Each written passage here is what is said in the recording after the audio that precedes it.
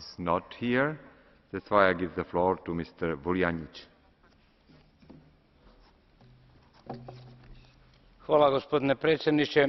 Ovo izvješće spominje izraze kao ekskluzivne ekonomske zone i zaštićena morska područja.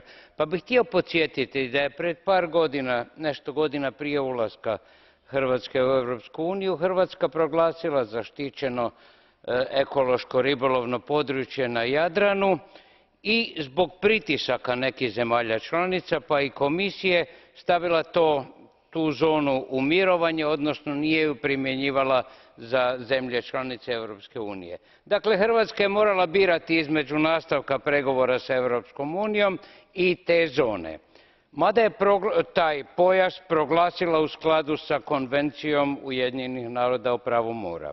Rezultat su ozbiljno ugrožen opstanak nekih ribljih vrsta u nacionalnom moru, opustošeni dijelovi Jadrana i ugrožen opstanak ribara, kako talijanskih, tako slovenskih i hrvatskih.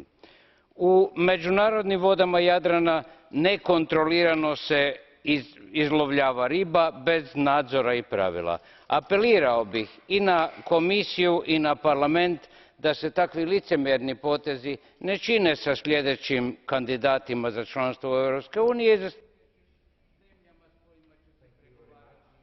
You have to keep the times. I'm so sorry. And the last speaker for today is Madame Girling. Thank you, Mr. President. As the member of the European Parliament representing Gibraltar,